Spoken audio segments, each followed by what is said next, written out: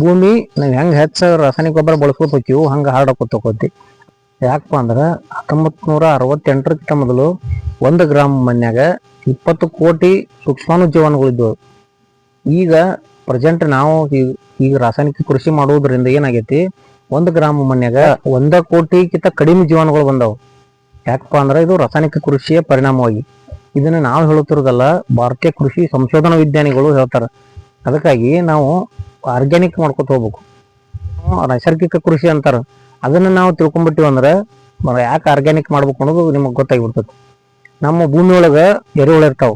ಎರೆಹುಳ ಅಂದ್ರೆ ಗೊತ್ತೈತಿ ನಿಮಗೆ, ರೈತನ ಮಿತ್ರ ಇದ್ದಂಗೆ. ಯಾಕಪ್ಪ ರೈತನ ಮಿತ್ರ ಅಂದ್ರೆ ಎರೆಹುಳ ಕೆಲಸ ಏನೈತಿಪ್ಪ ಅನ್ನೋದನ್ನು ನಾವು ತಿಳ್ಕೊಬೇಕಾಗಿತ್ತು.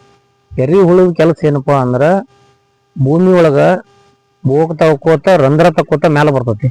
ಅದು ಮಣ್ಣ ತಿಂದು ಗೊಬ್ಬರ ಮಾಡುವಂತ ಶಕ್ತಿ ದೇವ್ರಿಗೆ ಕೊಟ್ಟಣ. ಅದಕ್ಕೆ ಆ ಗೊಬ್ಬರ ವಿಶ್ವದಾಗ ಅತಿ ಹೆಚ್ಚು ತಾಕತ್ತು ಹೊಂದಿದಂತ ಗೊಬ್ಬರ ನಮ್ಮ ಬೆಳೆಗೆ, ಯಾವ್ದೋ ಬೆಳೆ ಇರಲಿ.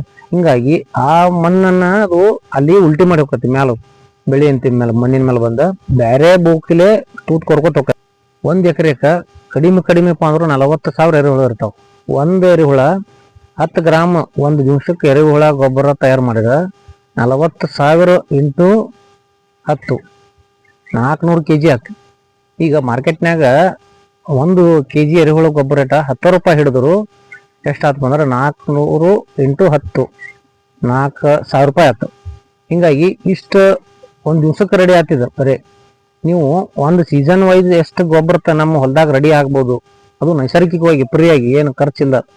ಹಿಂಗಾಗಿ ಒಂದು ಸೀಸನ್ ವೈಸ್ ಒಂದು 300 ದಿವಸದ ಸೀಸನ್ ಒಂದು ಬೆಳಿಗ್ಗೆ ಹಿಡಿದ್ರು 4,000 ಇಂಟು 300 ಅಂದ್ರೆ 1,20,000 ಆಯ್ತು. 1,20,000 ಗೊಬ್ಬರ ನಿಮ್ಗೆ ಭೂಮಿಗೆ ಹಾಕೋದಾಕತ್ತೇನು? ಹಿಂಗಾಗಿ ಆಗುದಿಲ್ಲ. ಹಿಂಗಾಗಿ ನಮ್ಮ ದೇವ್ರ ಅದನ್ನ ನೈಸರ್ಗಿಕವಾಗಿ ಫ್ರೀ ಒಳಗೆ ಭೂಮಿ ಒಳಗೆ ಕೊಟ್ಬಿಟ್ಟಾನ.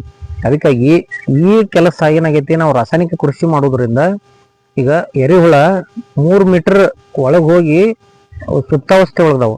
ಅಂದ್ರೆ ಏನಪ್ಪಾ ಅಂದ್ರೆ ನಮ್ಮ ಎರೆಹುಳ ಕೆಲಸ ಮಾಡ್ಲಾರ್ದು ಮುಕ್ಕೊಂಡ್ಬಿಟ್ಟಾವು ರಾಸಾಯನಿಕ ಕೃಷಿ ಮಾಡೋದ್ರ ಪರಿಣಾಮವಾಗಿ. ಅದಕ್ಕಾಗಿ ನಾವು ಏನ್ ಮಾಡ್ಬೇಕಾಗೈತಿ, ಆರ್ಗ್ಯಾನಿಕ್ ಮಾಡೋದ್ರಿಂದ ನಮ್ಮ ಭೂಮಿ ಮತ್ತು ತಾಕತ್ತಕತಿ. ಮತ್ತು ಈಗೇನು ಹೇಳಿದ್ಲೇನ ನೈಸರ್ಗಿಕವಾಗಿ ನಮ್ ಗೊಬ್ಬರ ತಯಾರಾಗ್ತತಿ. ಹಿಂಗಾಗಿ ನಾವು ಈಗ ರಾಸಾಯನಿಕ ಕೃಷಿ ಬಿಟ್ಟು ಆರ್ಗ್ಯಾನಿಕ್ ಮಾಡ್ಬೇಕಾಗಿತ್ತು.